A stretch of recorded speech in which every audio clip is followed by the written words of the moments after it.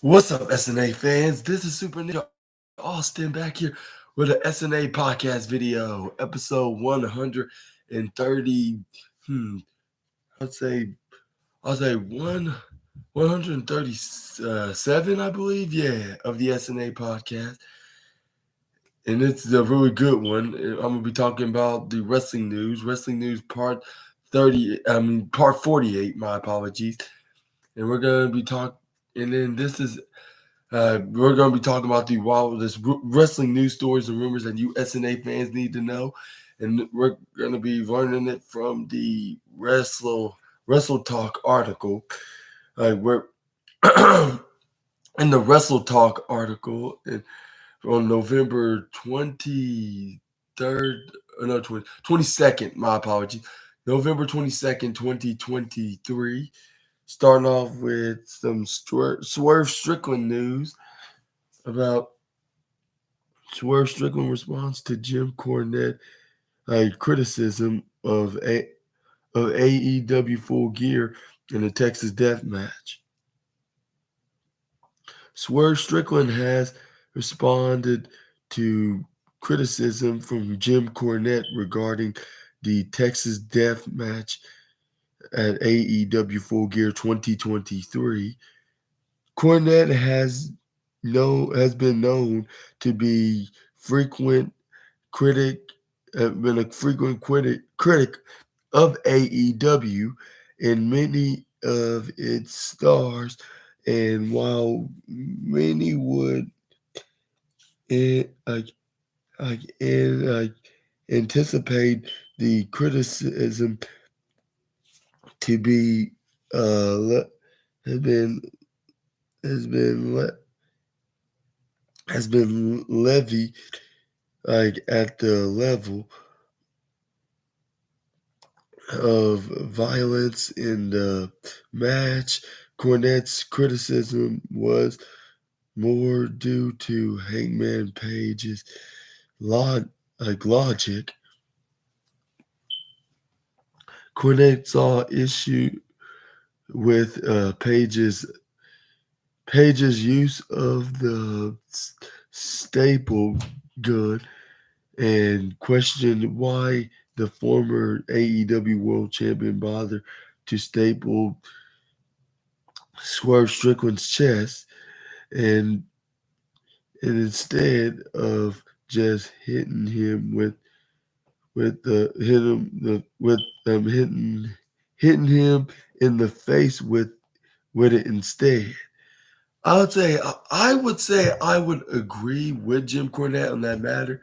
Other than that, I'm not gonna criticize more than that because I would kind of give Swerve a taste of his own medicine, and especially telling a story about him trying to beat the life out of him. Like this is the chance to do it, and for him breaking in your house. But anyways, speaking on the uh, Jim Cornette experience, the former Midnight Express manager said said this right here. Like, okay, so then like Hangnail, like Hangnail, which is referring to Hangman, get gets gets stapled, staple gun in Staple Swerve's chest. He's stapling him in the T. Never mind. How am I gonna say it? Like, only bad enough I said when Tony Storm said heads up and never. How am I gonna say that word? Like, but I can't say this. Like, not the nipples. Like, that's against the that's against Genova, uh,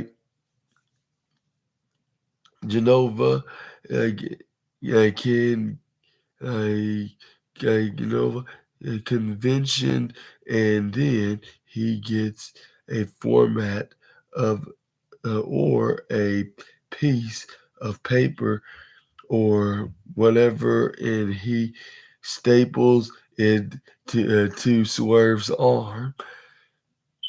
Now, meanwhile, Brian, like co-host Brian last, which is his co-host, Brian, it was the co-host. You know what a staple gun looks like. Uh, you you work in an office. You do you do think most of the people know what a staple gun looks like. It's it's a big metal it's a big metal thing, and you squeeze it, and it has got the got the thing that goes across your finger, and you squeeze it, and it staples, right? If you are if you're in a fight with a with an MFer, especially if you look like Hangman Adam Page, and the other MFer looks like Swerve Strickland, in his in his analogy in his analogized comparison, of course. I'm going, and you got a staple gun in your hand.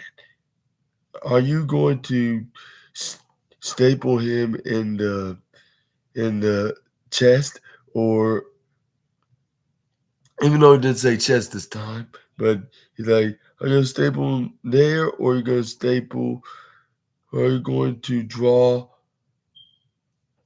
are you gonna draw back and punch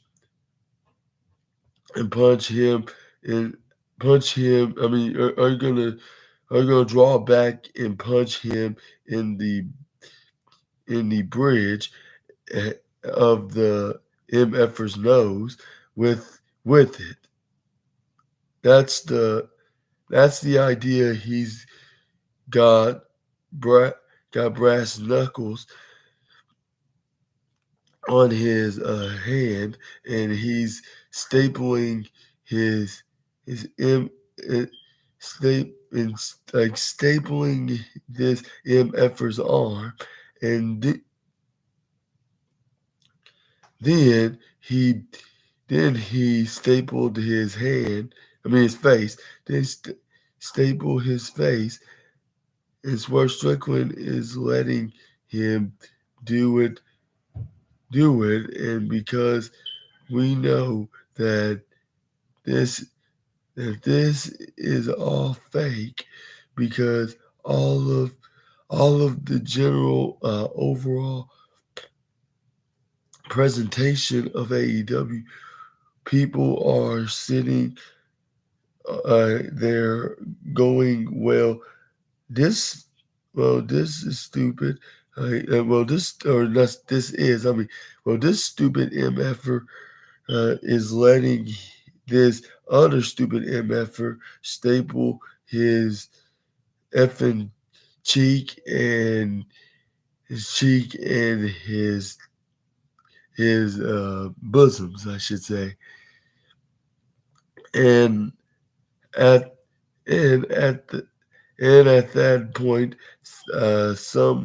somehow he's bust he's busted Swerve open, and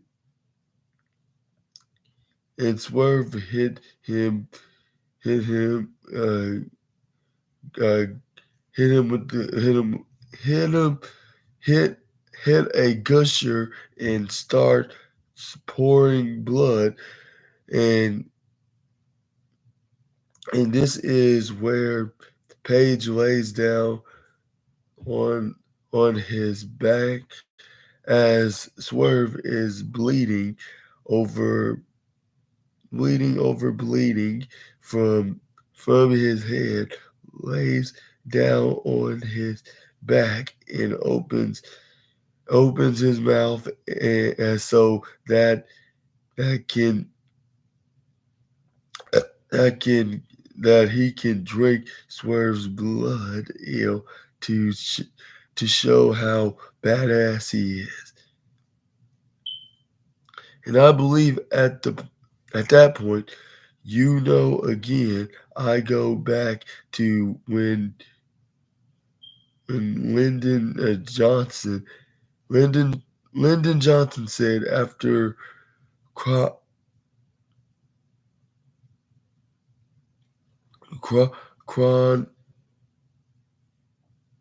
like Cronkite, I Cron, Cronkite, I came back from came back from Vietnam, yeah, Viet, Viet,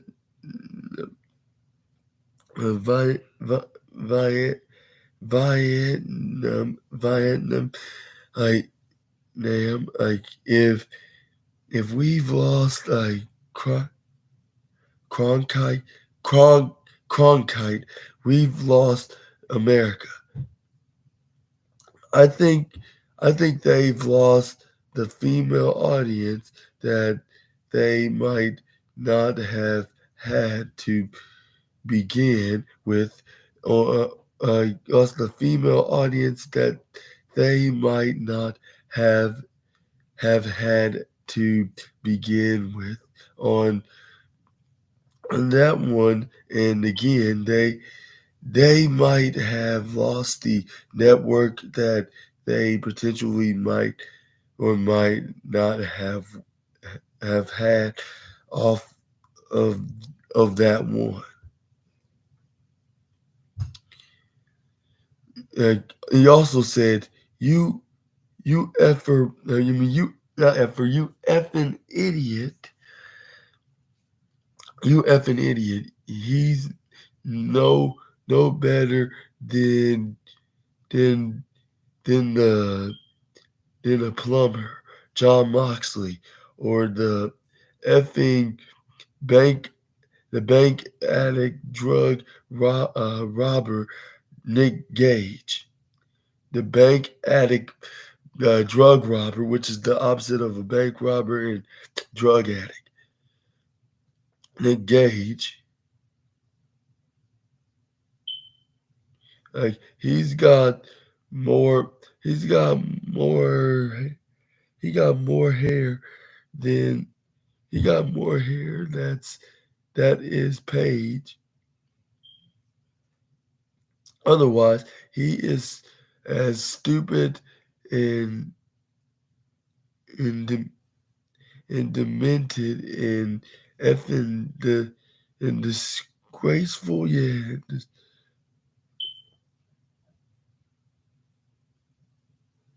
or does that no does that distasteful? Yeah, distasteful. My apologies. Or yeah, he's effing king distasteful. Yeah, that's what he says right here onto this last line. And it says right here, while of Cornette criticism seems directed at Page, his opponent Swerve Strickland would then posted posted a response to the criticism, seemingly welcoming the the deep welcoming the the welcoming the detraction, which was Strickland noted, is like telling kids there's a new insane horror movie out. Don't don't go see it. What's the first thing they gonna do? That's what Strickland posted. While the level of violence in the match isn't to everyone's taste, it certainly got the wrestling world talking and was the highlight of Full Gear for many fans. Following the match, Strickland would reveal through images posted on social media the extent to which his body was scarred and damaged as a result of the match. And here's the post of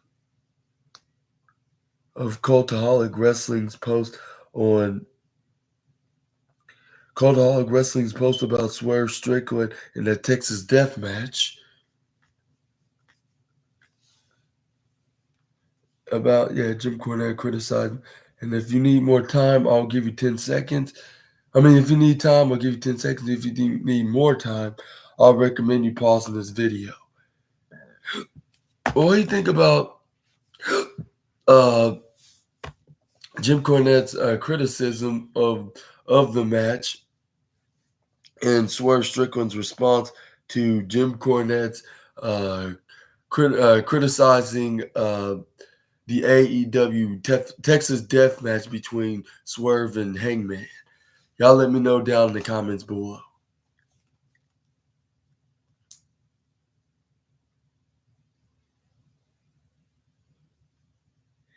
Up next, we have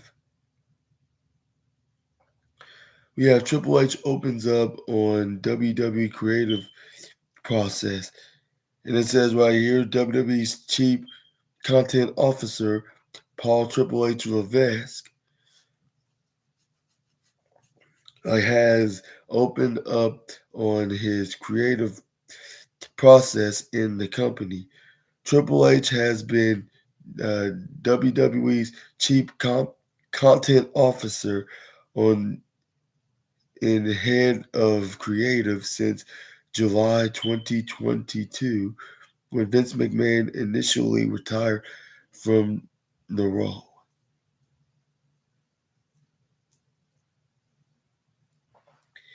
In recent months, however, following the TKO merger and Endeavor takeover, I should say, Triple H has been granted 99.9% of creative by Area Emanuel.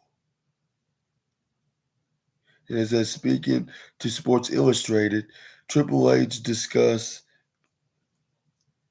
his creative process in the company, noting that he likes to put himself in the seats and imagine things as a fan. Like this, he said, Vince taught me years ago. You put yourself in the seat, and you'll never go wrong. You've always got to maintain that perspective. That perspective. I started out as a fan, but I started out as a fan, book what people want to feel and see.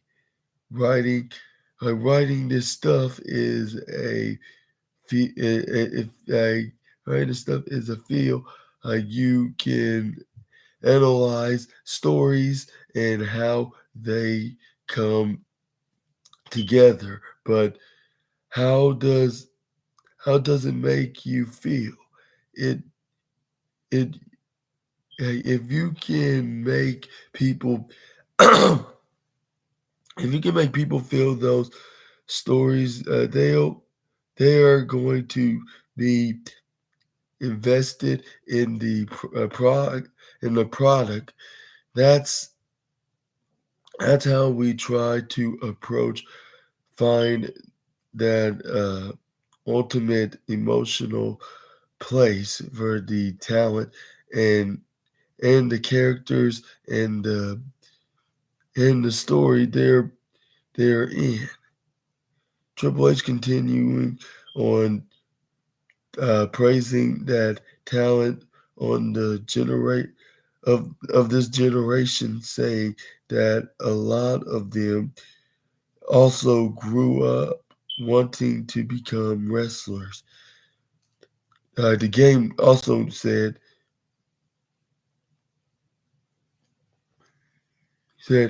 we don't take our fan base for granting, and in the way our talent operates is different from other generations. They want to go out there and put on the best possible show they can. A lot of these kids are also invested. They grew up wanting to do do this and want to do this, and they didn't if they didn't, they fell in love with it by learning from people who grew up wanting to be in the business. And that's how they learned to learn the respect for it. To me, that's what make you successful. That connection, our fan base, that's a big part of the core. And what do you think about what Triple H saying that what he learned from a thing or two from his father-in-law, learning the techniques of learning the techniques on seeing what's the fans' perspective of everything, learning the fans' perspective, learning the fans' perspective on what they want, and then use that for your advantage, and and then write a story down like to make the fans and journalists to to like not speculate, but like what he said, it was of what that you can analyze. Yeah, that's what it's like, analyze it and and talk about like for what you think about the shows or what's next to come on the next show or whatever. Yeah, which I usually do on my SNA podcast, like on the on my wrestling review. Yeah, and like those other fellow YouTubers like that does wrestling reviews and wrestling news out there. Like what I usually do, like with Raw and SmackDown and even NXT. But yeah, and yeah, he's right on one thing about that. I, one of those things he's he's right on like I put on a great show. We talk about like analyze it and see what's next to come and etc. Yeah, and then wait, like that reminds me of me doing these SNA podcast videos. I was like, yeah, like it, like on today's Raw and SmackDown's booking, like it both doing very well and they're very investingly interesting, and it always want me to talk about it on my SNA podcast, rest on my Raw and SmackDown reviews when it's Friday evening and Monday evening, and and also and and also what was that? Oh yeah, like but yeah, like and hopefully like this continues and there'll be many more years like for doing this and me as a YouTube journalist as well. And also when you think about Triple H admitting that the wrestlers that's currently on the roster always like wanted to do this, or was inspired of somebody who always wanted to do this, and then they were trained, and then they like they trained and they worked hard and make that dream come to reality. And and all that stuff. Y'all let me know down in the comment section right down below. Which I would love to do an industry like this. This and I'll say this and I would say 200 dreams. I'll say I have this and 200 dreams, which I'll say hopefully I can save up to join a wrestling school, and then even train in the gym, like at least I don't know, at least a start for once a day, and then maybe I can change up my training routine, like of going like more than just once a day. Like when I start getting more of a hang of it, if you know what I mean. But anyways, what do you think about the confessions on the reason why uh, how Triple H successfully books WWE shows like Raw and SmackDown every week, and uh, and uh, uh, and and admit the reason why the new generation of wrestlers are very talented and very inspired. Y'all let me know down in the comments below. I know I said that about 2,000 times. Just letting you know that you can let me know on anything that you want to tell me. You're more free and welcome. It's free to speak. Anyways, we triple and we got some more Triple H news about he explains why he he pushed LA Knight in WWE. And it said, according to this article, the chief content officer Triple H has explained what he feels is the primary reason for LA Knight's recent success in the company and why he's being pushed at at at present. And it says going from the manager for a model agent as Maxine Dupree to challenging for the undisputed WWE Universal Championship in a little bit over a week ago. Like the rise of LA Knight has been met like like like Menti Oregon. It's been mental. It's been like the rise of LA Knight has been me meteor me meteoric. That's what I'm trying to pronounce it correctly. Hopefully I did it that time. To say the least, of course. However, as it's well documented, the 41-year-old had has had to do it the hard way with 20 years between his wrestling debut and main eventing his first WWE Premium Live event, discussing his own career on Greg in the Morning Buzz. Triple H was asked if there was a time he was ever told he wasn't good enough to succeed. While the game answered no, God no,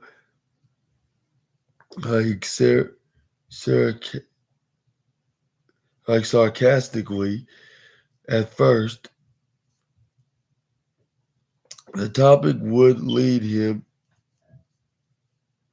But no.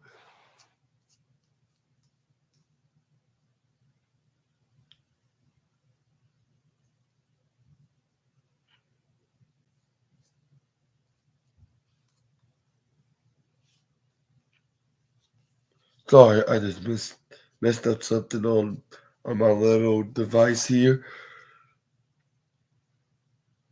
I'm going to ask the no sarcastically at the topic would lead him on to bring up Knight and how he is an example of someone who kept grinding despite setbacks along the way. Triple H continued, there are points in the time in every career when when you're told, excuse me for a second,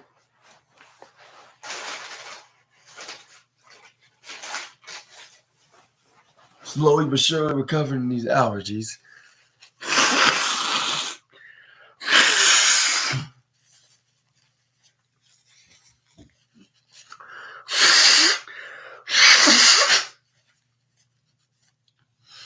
Okay,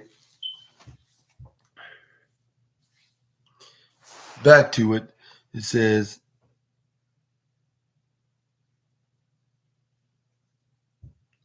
like, there are points in the time in every career when you're told you are great, you are going to do this, you're going to do that, and that comes along and you and you get very excited about it. And then there are moments where things don't happen the way you want them to, and people are like, yeah, you're never going to go beyond this. You're also going to be stuck here. There are there are always going to be positives and negatives. I I would say if you're not going to buy into the positives, you can't buy into the negatives. You you just have to do your thing and grind. Like I don't he said, I don't know. Like you are have you who you are, how long it takes. It if you grind. I I look at LA Knight right now been his he's been he's been in the business for a long time. I knew I knew him in the very beginning. He's very uh, he was in NXT early early in the system a, a lot. He'll admit this he'll admit this a lot to his own doing. He caused he caused himself to not be in it, but he kept grinding, and and here is sort and here is sort of running towards the end of his career, and all of a sudden he he's making it and becoming a big deal.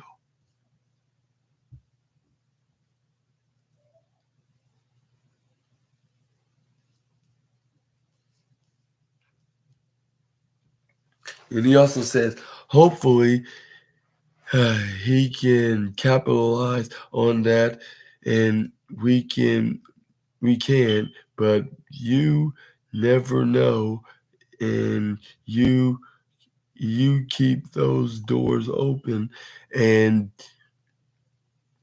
you see uh re- what's going to re- reson- resonate, I should say. Nobody has perfect vision around the corner.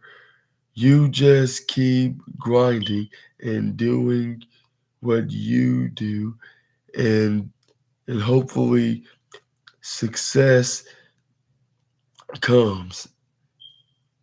Knight's success has seen him become one of the highest merchandise sellers of the entire year in 2023, despite only being featured regularly on uh, TV from the summer onwards.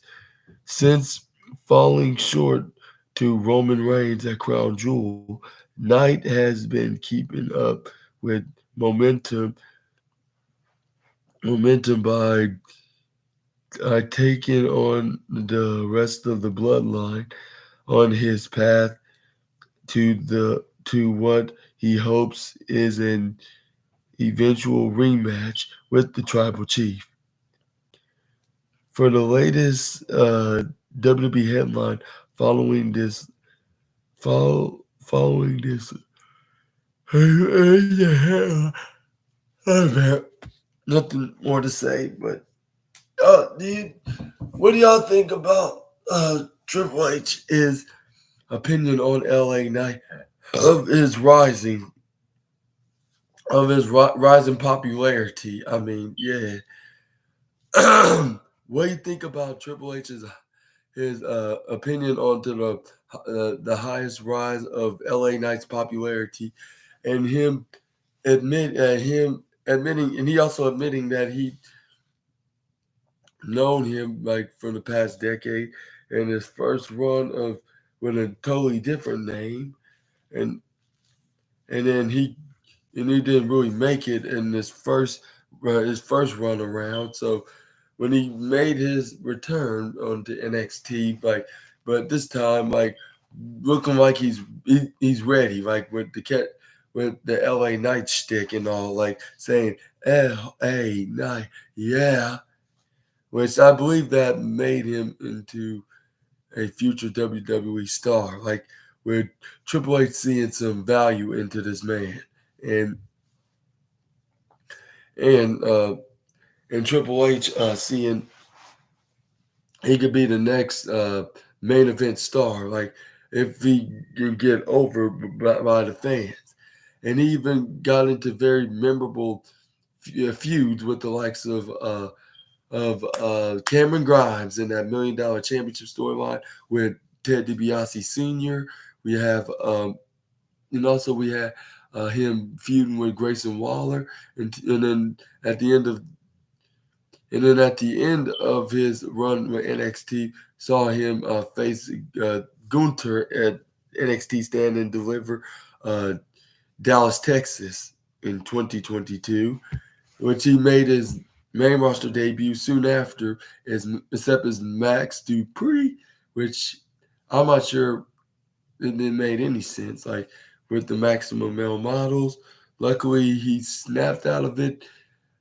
Luckily, because of Triple H taking control of creative, he went back to LA Knight, or else he would have probably been in the receiving end into a released, and then we would have never seen him as LA Knight, never ever again. But luckily, luckily the blessing of having Triple H being the head of creative stopped that, and he saw that similarities of him being on NXT, but seeing him like even more of an upgrade, like if you know what I mean, like he's on the next a whole new level, like in the higher mountain. But anyways, this is where he dodged the Maximum Male Models, and then he got into a feud with Bray Wyatt. Rest in peace that man. Like he faced him in a what's that lights out a Mountain Dew lights out match, which didn't give him more of a receiving end, but it but it gave Bray Wyatt his return match finally in over a year and a half. Like the last time he stepped foot in the squared circle, if not like if not nearly 2 years. But yeah, but what y'all? But yeah, and this is where LA Knight start from there. Like this is where he also went to Money in the Bank. That's where he definitely got over. Like of getting in the Money in the Bank match. Like unfortunately, which like most people say today, he should have won the Money in the Bank briefcase rather than Damian Priest. But a blessing in disguise came into his favor. He got over even more by facing the likes of Top Dollar of Hit Row in the Miz twice, beating him 2 times in a row. Teaming with, I mean, if I'll say the first time was with John Cena as the special guest referee, where John Cena handshake and raised his hand, passing of the torch moment. This is where LA Knight teamed with Cena like soon after his Miz feud ended, and it was against Solo Sikoa and Jey Uso teaming with Cena, which they got a win out of the two men. When this is where LA Knight went straight off with Roman Reigns, like stepping up and showing him that he can just take the opportunity and your championship, but Jimmy Uso must have been paid off real good because he made sure to put that leg right onto the leg so LA Knight couldn't get the win. But despite this unfortunate loss for the megastar, I think he will be champion. Just won't be this year, unfortunately. And I'm not sure it'll be 24, but it could be, or it could be 2025. That this guy, for him being over in this way, like in the business side of things, if you know what I mean by that. Like, but yeah, y'all let me know what y'all think in the comment section right down below. We're gonna move on to the next.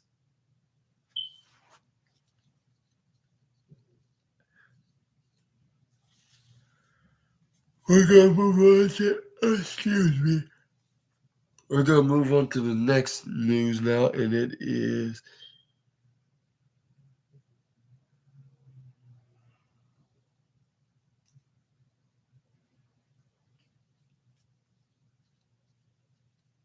Jey Uso AEW stars as names AEW stars as dream opponent for a potential Uso reunion.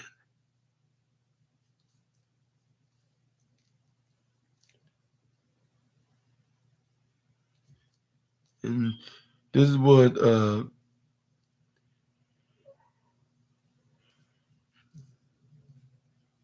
did I got the right article? Yep, I believe so because it said it's the latest wrestling news, so it's in the latest wrestling news list. So I guess this is some new wrestling because this is very shocking. It says Jey Uso names. It didn't say Uso. It said Jey Uso. Yeah, Jey Uso names AEW stars as dream opponents for potential Uso Usos reunion. I'm wrong. No, I'm not wrong. I'm right. It did say Usos reunion and Raw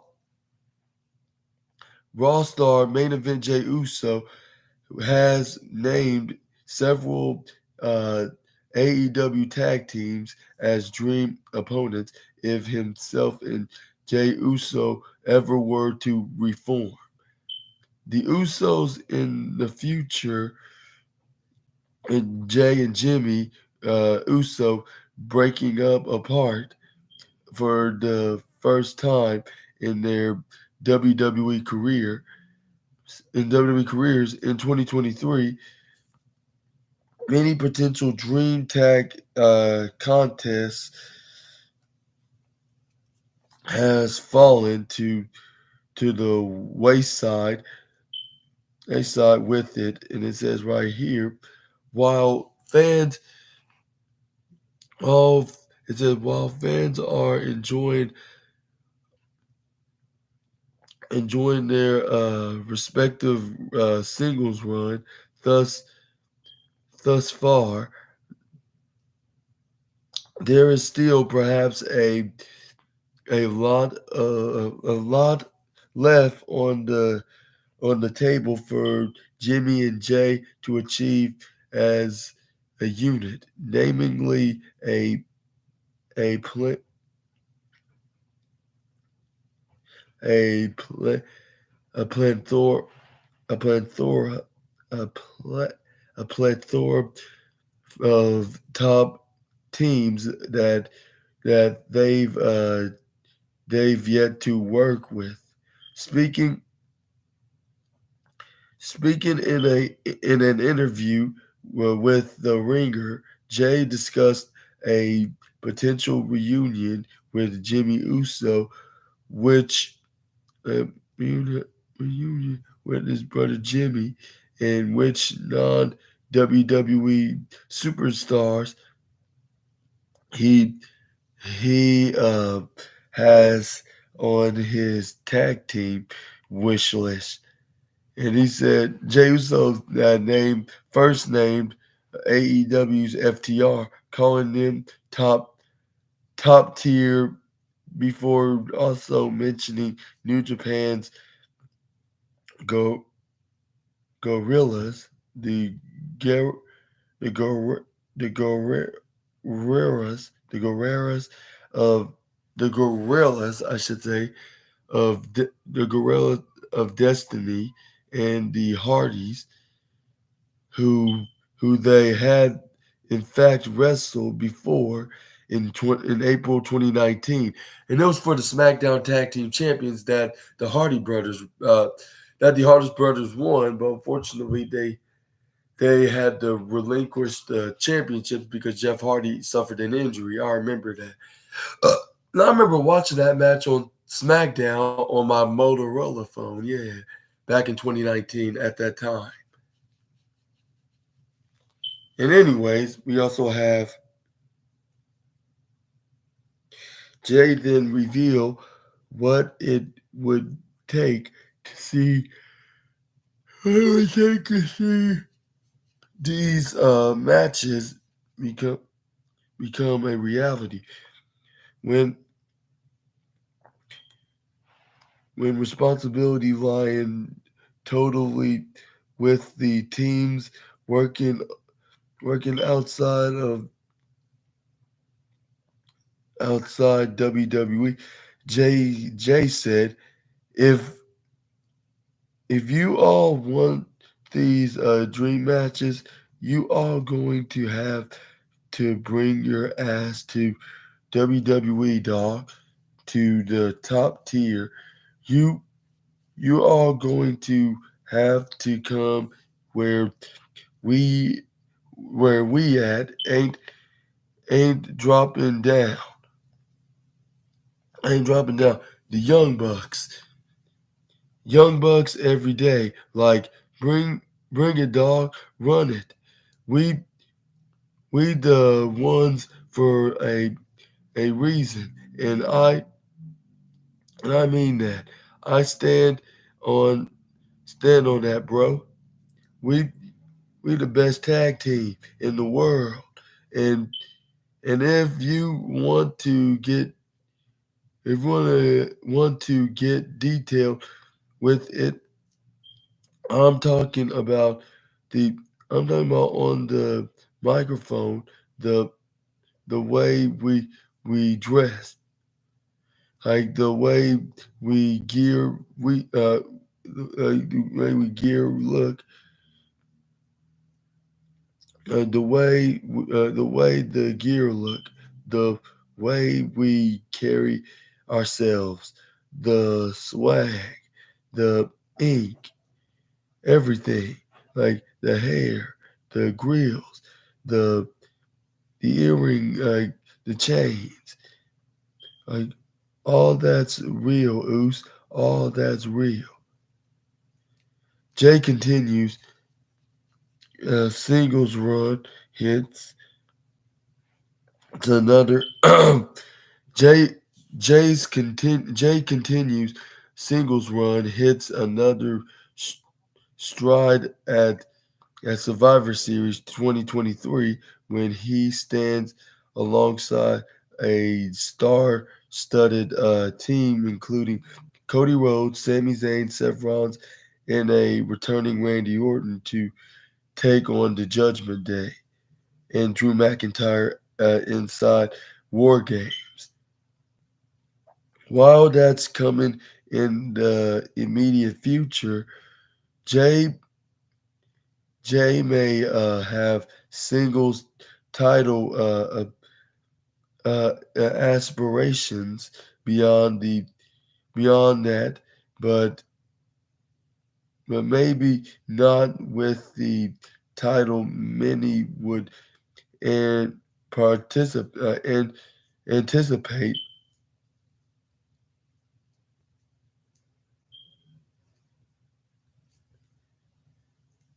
What do you think about Jay Uso wanting tag teams like FTR and the Young Bucks in WWE in the Dream matches, and the Hardy Brothers, and the and the Guo and the Guerrero and the Go and the Guerreros, and the and it was and the Hardys, yeah, the Hardys, which they already wrestled both them and FTR, but it was FTR. But they wrestled FTR when they were the Revival at the time. When Dax Harwood, it was Scott Dawson, and Cash Wheeler was Dash Wilder.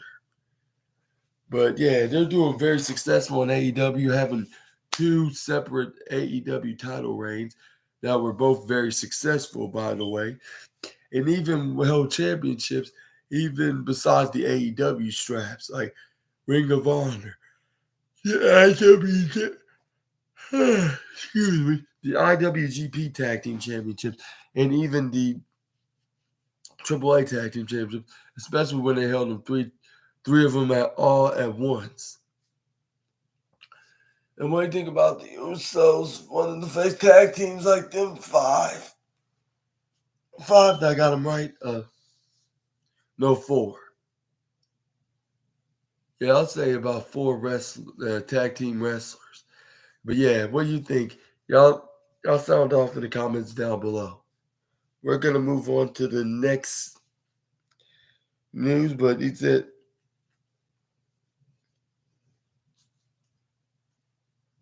but he also talked about his singles run and him teaming with his boys Rhodes and Seth Rollins and Sami Zayn, like and maybe even the mystery opponent, like which being possibly Randy Orton.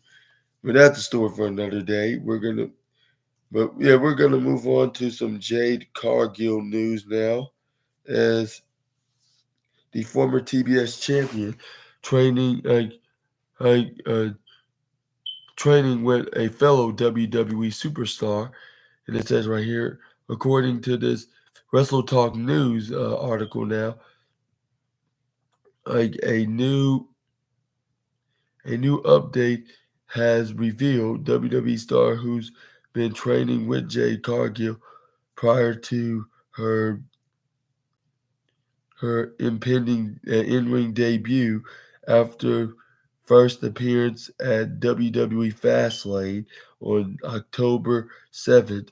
Cargill has made cameos cameos on Raw, SmackDown, and even NXT. Last appearing at Halloween Havoc, night one in October 24th. That's when Lyra Valkyria won the NXT Women's Championship, by the way. But anyways, since then, I since then, however, there have been no further sightings of Jade Cargill leading into Survivor Series, as reporting by Wrestle Paralysis. WWE sources reveals that that NXT star Roxanne Perez has has been one of the names spotted working with former AEW TBS champion Cargill at the WWE Performance Center. Despite only being 22 years old, Perez already has over 5 years of active in ring experience under under her under her belt, notably winning the ROH Women's Championship in in prior ROH Women's Championship in 2021 prior to joining WWE. According to Wrestle Paralysis reports, WWE is remaining tight lipped on other details regarding Cargill's progress, with no further information l- learned on when we can expect to see Cargill properly debut for many for in not many any and all future updates on Cargill's debut. Stay tuned, stay tuned in. But yeah, when do you think Jade Cargill's gonna make her full proper debut for WWE? And what do you think about she's training with Roxanne Perez in recent days lately? Y'all sound off in the comments section right down below. And we're going to move on to the next wrestling news.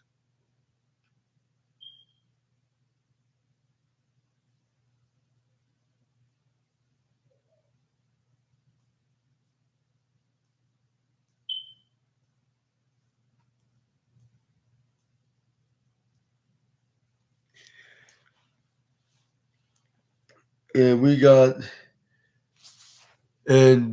some released WWE star reveals new look.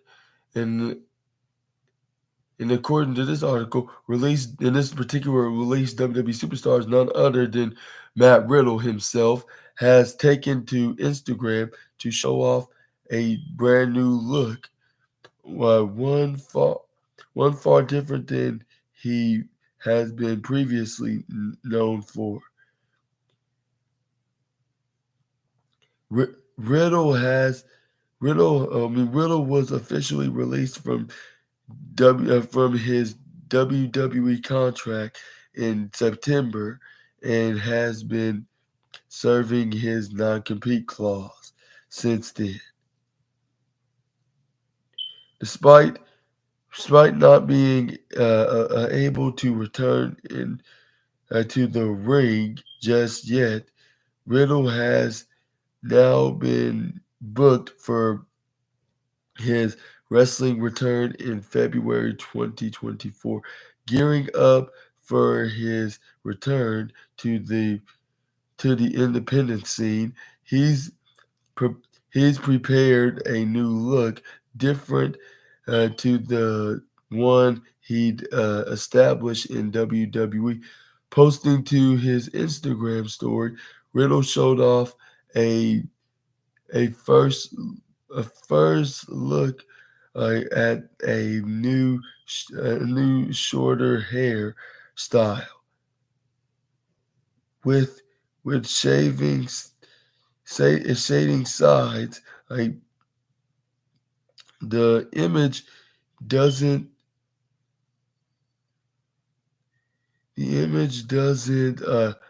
actually show the back of his head on the back of his head, so we can't tell for sure if he still has this long hair the at the back or not. You can check out Riddle's new. You can check out Riddle's new look for your down below. In related news, like Riddle's former WWE tag partner Randy Orton was confirmed to be returning to in-ring action for the first time in 18 months at Survivor Series. And that's what I said. But anyways, yeah, unfortunately Riddle has been released in September of 2023 and he and and it was like right after like the merger was completed with UFC and WWE of the Endeavor takeover. But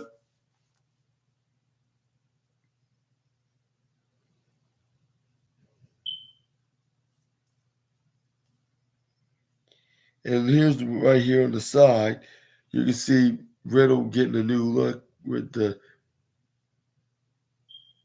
with the caption of saying Stallion Cuts. You can see it right on the side. This is Matt Riddle's new look. But I'm not sure if he still has the mullet in the back. Like I see what Wrestle Talk is talking about. And if you need more time, I'll recommend you pausing this video if you want to see any more of Matt Riddle. Uh, if you like, yeah,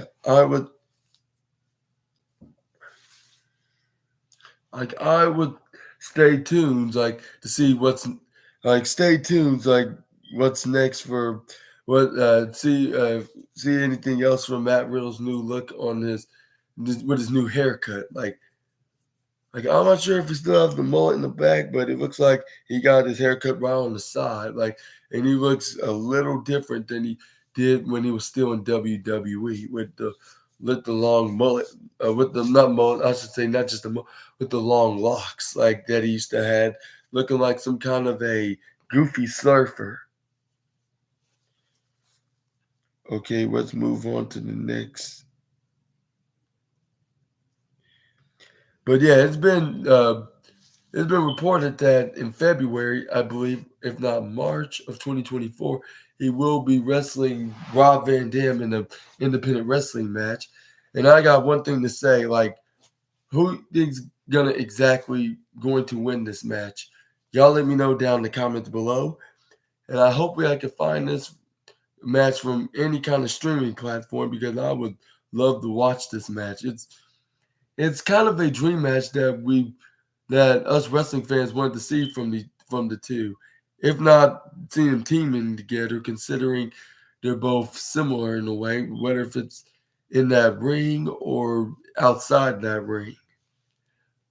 But anyways, let's move on to the next. But yeah. Anyways, if you guys know exactly what I mean by that, like what I mean by Riddle and Rob Van Dam, but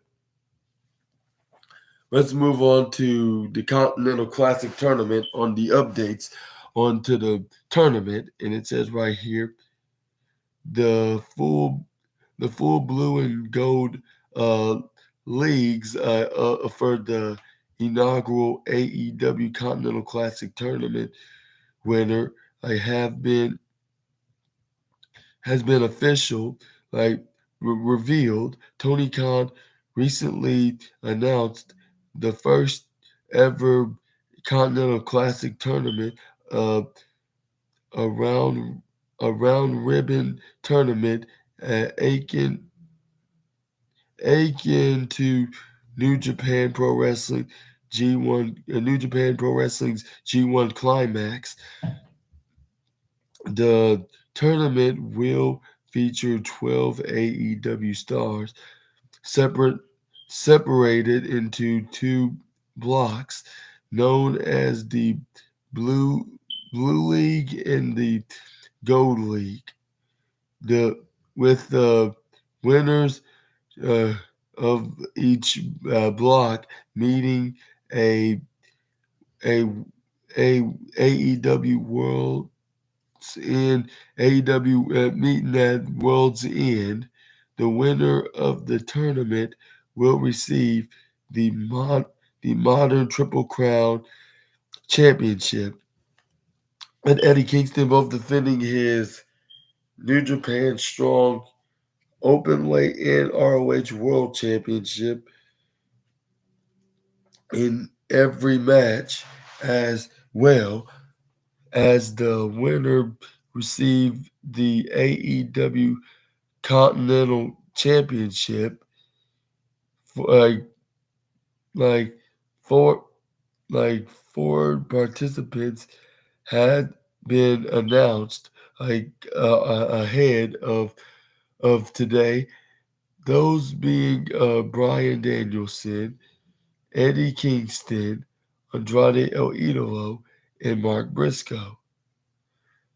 Like today, Tony Khan and Tony Schiavone officially revealed the the remaining participants in the tournament, which are as follow: Blue League, Brian Danielson, Andrade El Idolo, Brody King, Claudio Castagnoli, Daniel Garcia, and Eddie Kingston. While on the Golden Ribbon, it's on the Golden Leagues. The Gold League, it's John Moxley, Swerve Strickland, Roosh, Mark Briscoe, Jay Lethal, and Jay White. And what do you think about these other wrestlers that are also announced for Team Blue or the Blue League, not Blue Team, the Blue League and the Gold League? And do you think these wrestlers should join Mark Briscoe, Brian Danielson, Eddie Kingston, and Andrade El Idolo? Give me your opinions in the comments below. And who's your pick? Sound off in the comments. I would say Eddie Kingston. I was thinking like Brian Danielson and Eddie Kingston would be in the finals, but they're probably most, according to this article, where Tony Khan and Tony Schiavone announcing that they're going to be in the blue leagues. I'll say perhaps they're going to be in the semifinals, while I would say Eddie Kingston will win the semifinal with someone like John Moxley or Swerve Strickland or Jay White, or even Jay Lethal winning, which I would say either Jay White or Swerve Strickland winning, which I would say, and it could be anybody's game. It depends. Like, let's see who's gonna win. I'll say Eddie Kingston's gonna probably win the blue leagues, on my opinion, and then someone like a Swerve Strickland or a Roosh or even Jay White will win the gold ribbon. The gold leagues, I should say. My apologies. The gold leagues into this match, and then we're gonna see one of these two men will.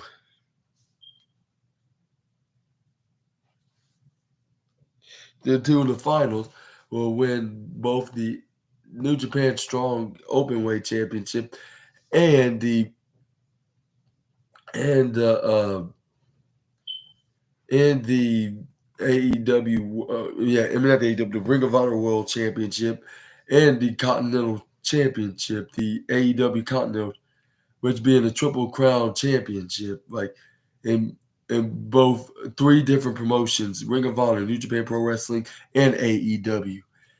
Which I'll say it could be. For now, I'll say I got like three predictions. Like it could be between either Eddie Kingston on the Blue League or on the Gold League. It can be between Swerve Strickland, Roosh, or even Jay White.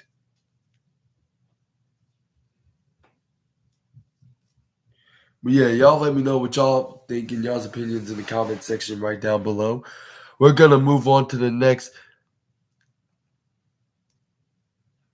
wrestling news list. It is some Drew McIntyre news as he fires back at Jey Uso on Bloodline throwback and say and has like it's, I mean not say, but uh, he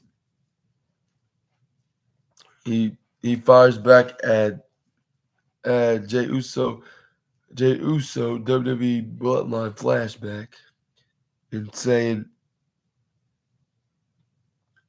and Drew McIntyre has fired back at Jey Uso's recent Bloodline throwback, like a, a image following his recent heel turn on Raw. Drew McIntyre recently turned heel on on Raw last week, costing Jey Uso and Cody Rhodes their chance of recapturing the undisputed WWE Tag Team Championship against the Judgment Day. And Drew Drew McIntyre has and Drew has cited like cited Jay's time in the bloodline and costing him his match with Roman Reigns at Clash at the Castle of last year as the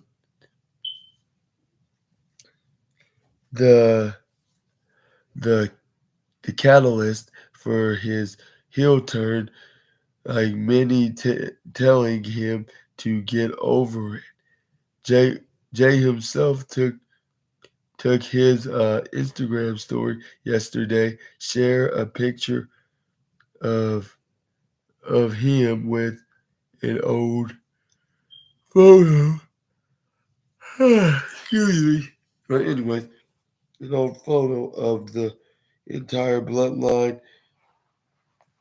him and Jimmy, Solo Sikoa, Roman Reigns and Paul Heyman and Sami Zayn.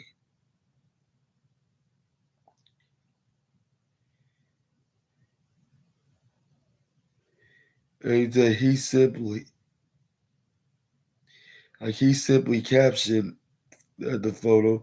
He simply captioned the photo saying, "When times were good." I should say my apologies.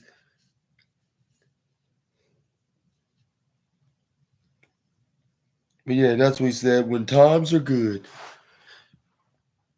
you couldn't make it up, and so and this is where Drew McIntyre saw the photo, firing back at Jay's comment on his time within the bloodline, saying, "You couldn't make it. You couldn't make it up, and some people have the nerve to challenge my attitude towards him."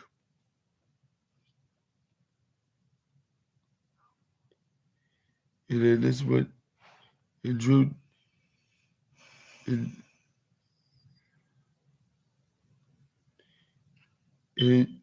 and Drew.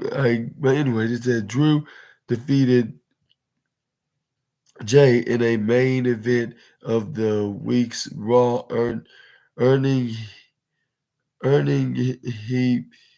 he and the Judgment Day the advantage inside War Games. This weekend at Survivor Series, like Survivor Series, the first member of the men's War Games match was revealed to be Randy Orton, making his return for the first time in over 18 months.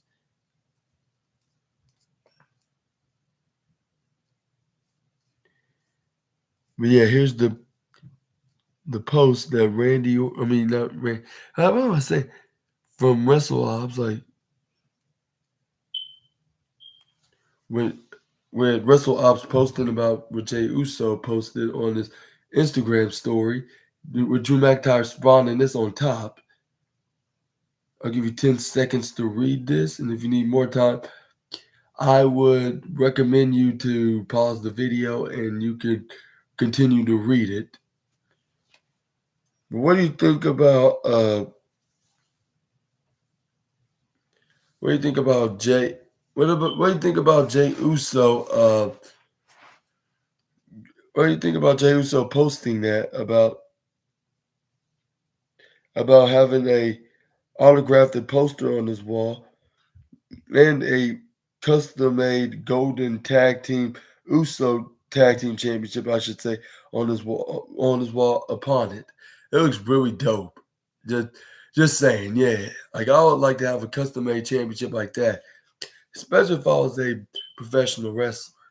But anyways, that's where he had the sign up where it shows all the members of the bloodline putting their number ones in the sky, saying it was a good old day. But Drew McIntyre saying he's still not buying it, like, and he couldn't make it. He really couldn't make it up like anymore. He couldn't even make it. He couldn't even make that up, even if he tries to. Like, and some people have the nerve to challenge his attitude, like towards the main event, Jay. And what do you think about that? What do you think about Drew McIntyre's hilarious comment, like onto Jay Uso's post? Y'all let me know down in the comments below. We're gonna move on to the next.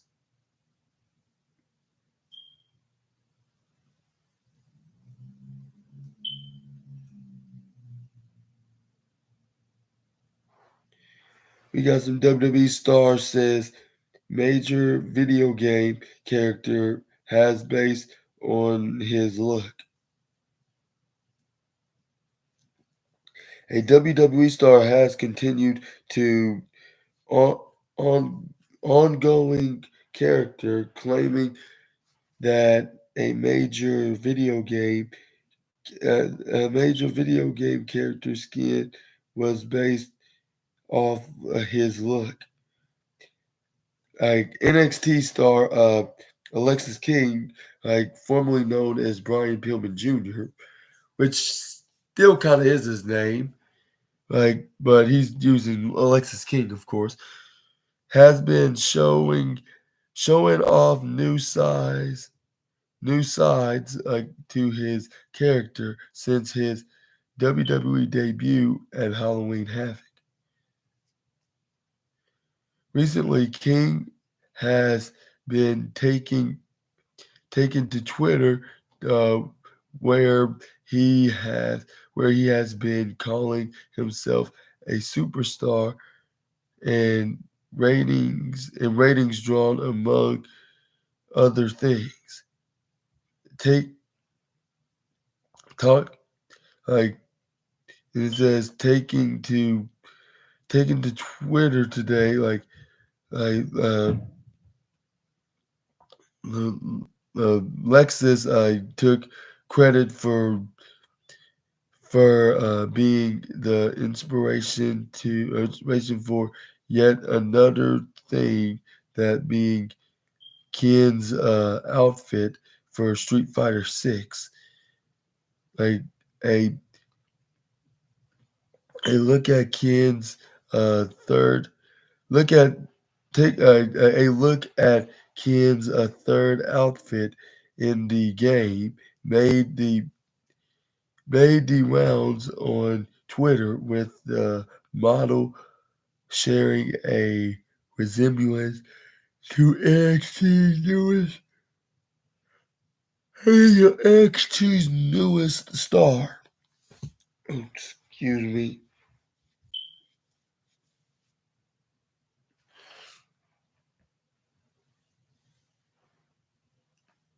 Excuse me. Yeah, back. Anyways.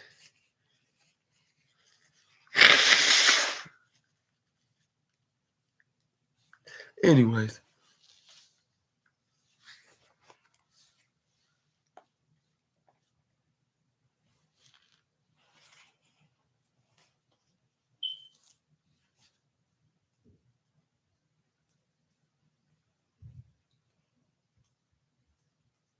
And it says right here,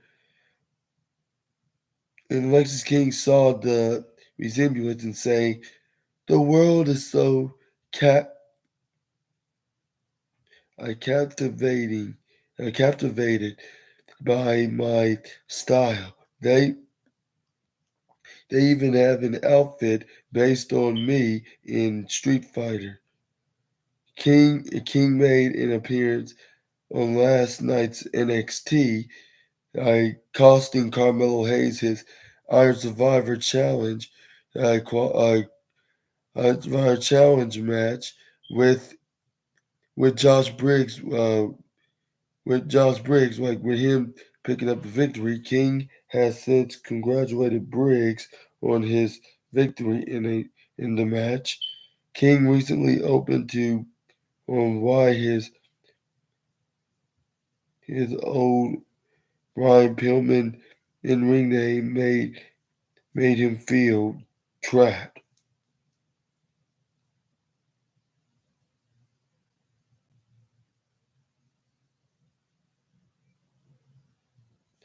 And let's see. And what do you think about this? Y'all give me y'all's opinions in the comment section right down below. We're gonna move on to the next wrestling news.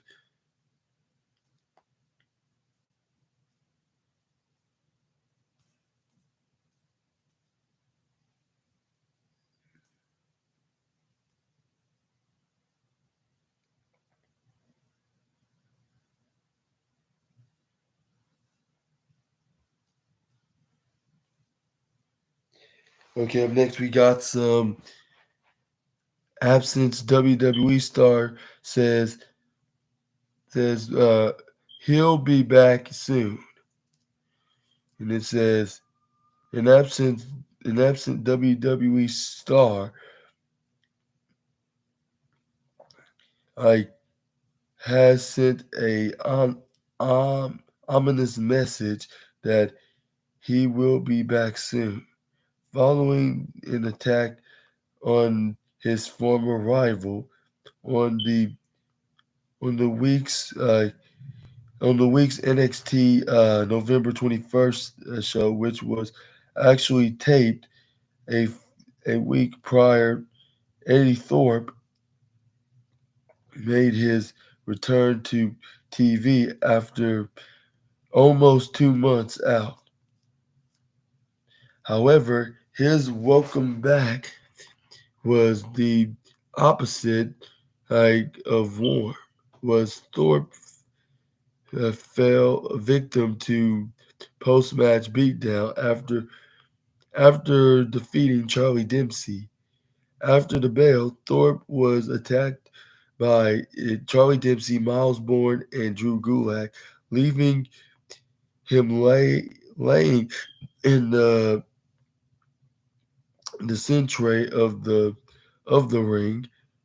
Taking to Twitter afterwards, Damon Kemp sent a message of congratulations to the trio for putting down his former rival, but suggest his own stamp would be felt soon, like enough.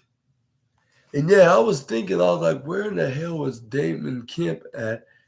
And it's been noted that he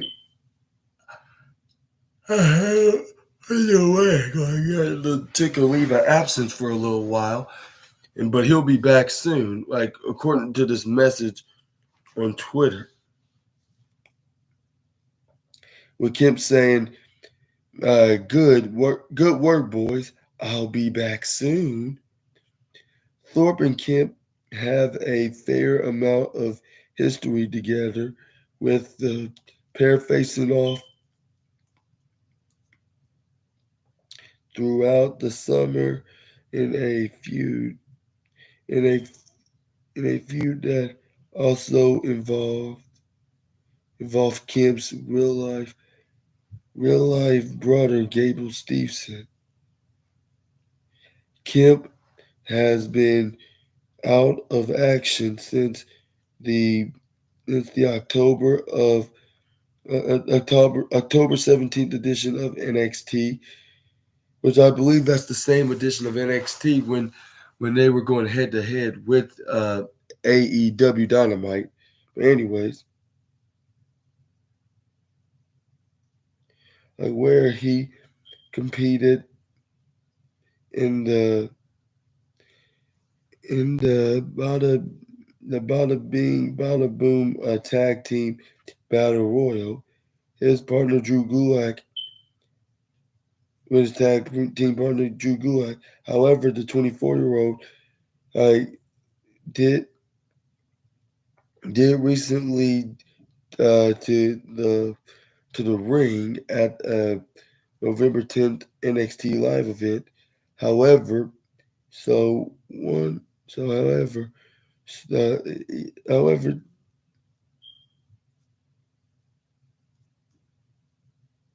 no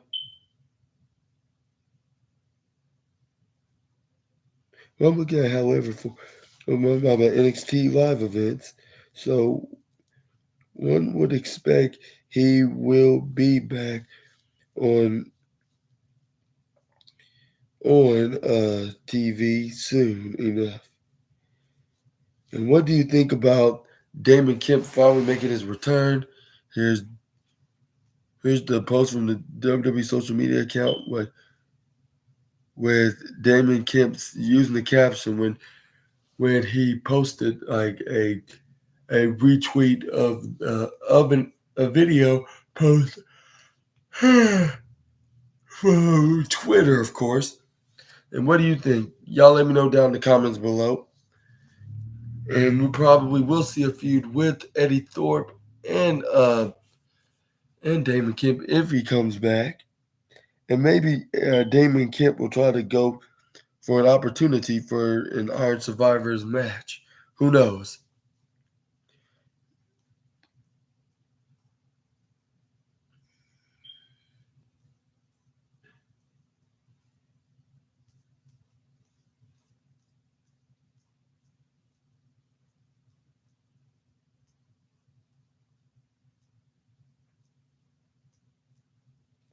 Okay, we got some Raw news now. And it says we got some more new Raw news now. Is WWE star reveals new name for his fans. A WWE Raw star has revealed a new name for his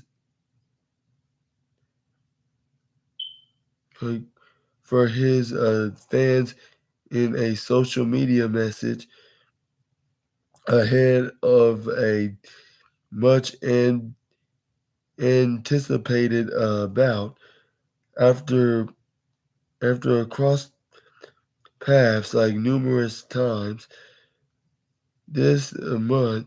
This month, a match was booked between Big Bronson Reed and Ivar. Ivar for for next week's uh for next week's November 27th edition of Monday Night Raw. The pairs will match physical status. I, I has made this clash that many are excited to see take place and clarify the the sentiment is also shared by Reed and took to Twitter to call for everyone to get ready for the super heavyweight encounter. And in the post of as a in the where is it? In the post, he also birthed a new name to which he has decided to refer to his fans as meatheads.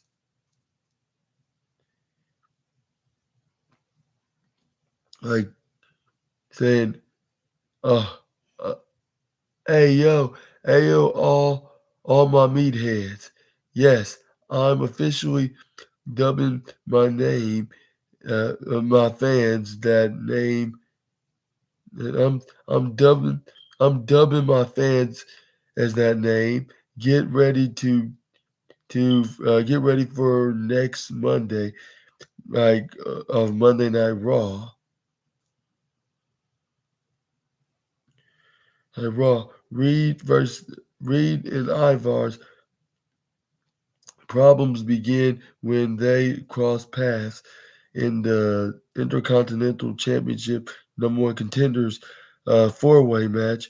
I on November 6th, I believe, November 6th, a couple weeks ago, a match won by The Miz, although it was supposed to be won simultaneously by The Miz and Ivar. The following week, Ivar would receive a singles match with The Miz, but would find it interrupted by Bronson Reed, who was sat at ringside, leading into leading into the big blow off match being booked booked for next week. However, it won't be the only notable match Reed takes part in, as he was also announced for a big four-way encounter on NXT the following night. Oh yeah, because he was announced as one of the four men in the four-way match that are former NXT North American champions, along with Wesley and Cameron Grimes and Johnny Gargano. Is that the Cameron Grimes, right? Cameron Grimes. And what do you think? What do you think? Do you think Bronson Reed's going to win this match against Ivar next week? Or do you think Ivar got it on the upper hand and he's proven that he deserves a big monstrous singles push? And do you think he's going to be number one contender for the North American champion? Which I believe I'm going to say absolutely not at this time. But I would say he will get pushed to the main roster in singles championship divisions in the foreseeable future. But what do you think of the Master of Tsunami? What do you think about this double duties from the Master of the Tsunami? Y'all give me y'all's opinions in the comments section right down below. We're gonna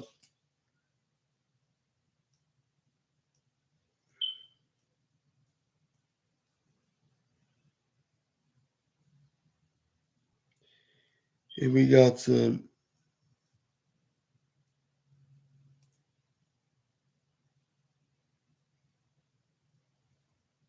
And I guess we're going to end this video today with some more AEW news now, as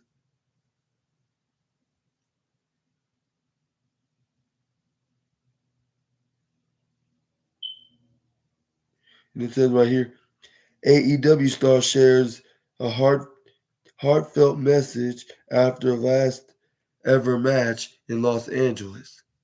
And it says right here, AEW star Sting has pointed a heartfelt message of thanks following his final ever match in Los Angeles, California, which Darby Allin announced, by the way, in a post-match promo.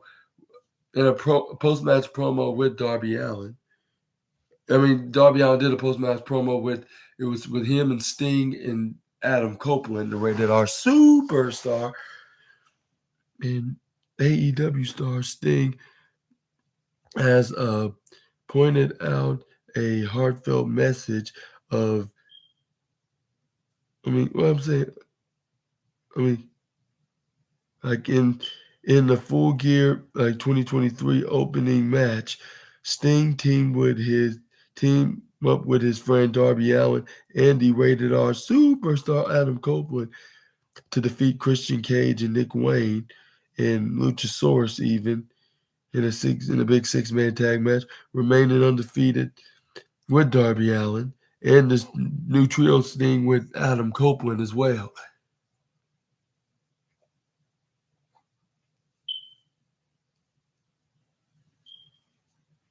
It said following the match, Sting received a standing ovation over the crowd, like inside the Kia Forum, like with with his son with his son Steven and with his son Stephen Borden watching watching on the in the on watching on in the front row,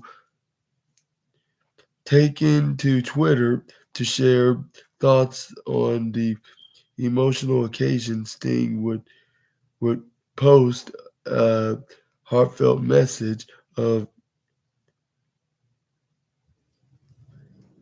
a heartfelt message of thanks as well as as shared as sharing a video of a moment he he got to he got to share with his he got to share with his son off camera. See, you can see below on the Stingers post right here on Twitter. And there's the closest I can get. And if you need some time to see this, my best recommendation is to pause again and and uh, and I'm gonna give you 10 seconds again. It says right here, Sting saying thank you again to LA because it is gonna be his last match. That was gonna be his last time uh, performing in the ring in Los Angeles in AEW. He thanks the LA fans for all of the memories over overall of the years. I can say and he also said, I'm going to miss you all. How great it was to have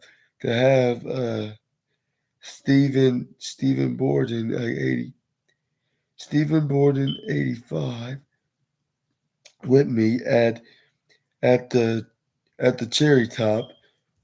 While it's unknown that Sting will will wrap up his story career at Revolution 2024. It's currently unclear how many more times will he will compete between between how and then. Revolution has not yet been given a firm date, but has been traditionally been held in March for all of latest AEW headlines. Following this link,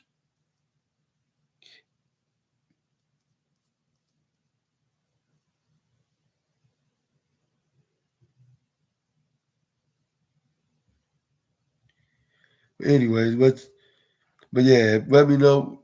But yeah, let's see right here. But yeah, what do you what do y'all guys think about when is what specific date is gonna be in March for Sting's final match at that pay-per-view?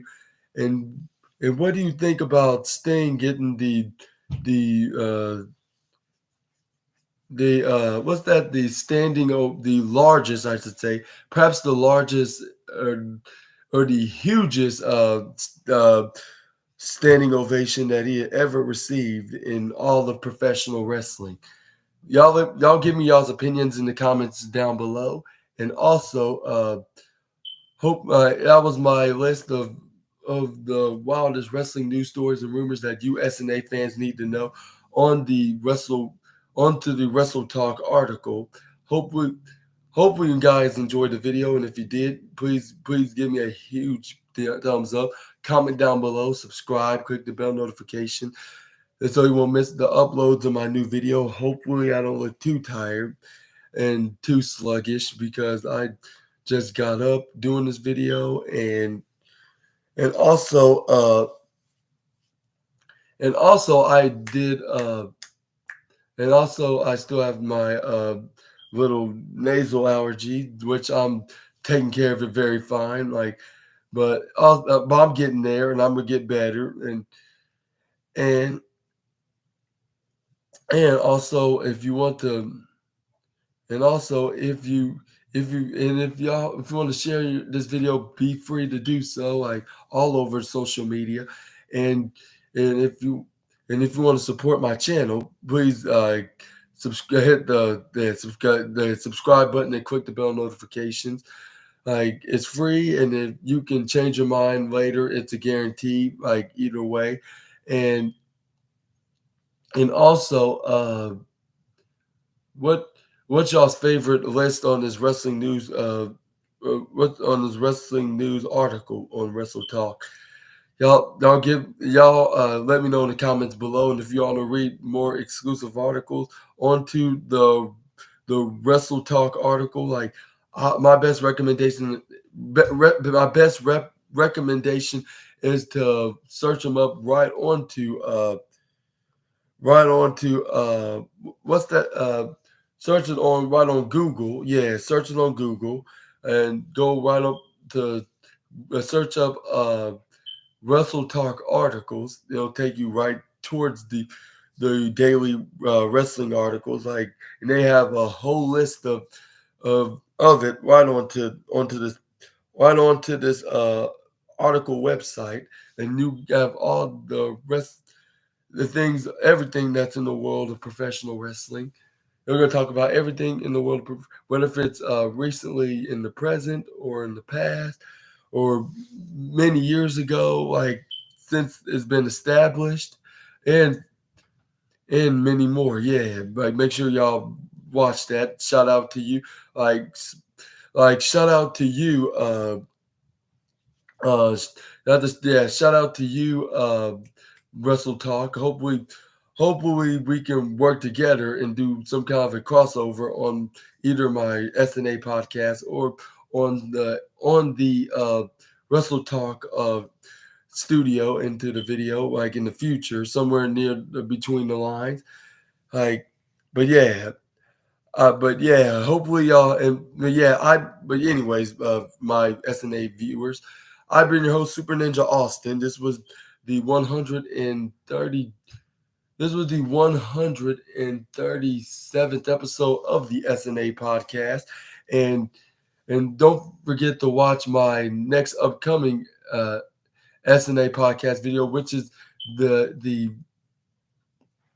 AEW Dynamite review, which is part 15, also as well, for which is going to be episode 1, which will be episode 100, episode 100. Yeah, I repeat, it's 137. I'm not 30, episode 138. This is episode 137, and this is the wrestling news part 48, I believe.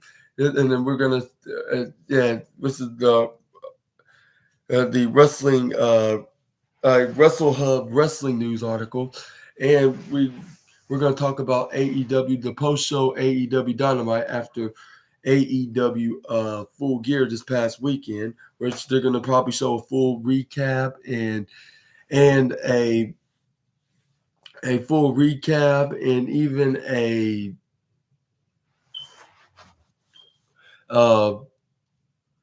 full recap and then the show, like what's gonna go down, what's next for AEW, what to expect, which we're which we're going to probably start with the first rounds of the Continental Classic Tournament, which I should call the Double CT.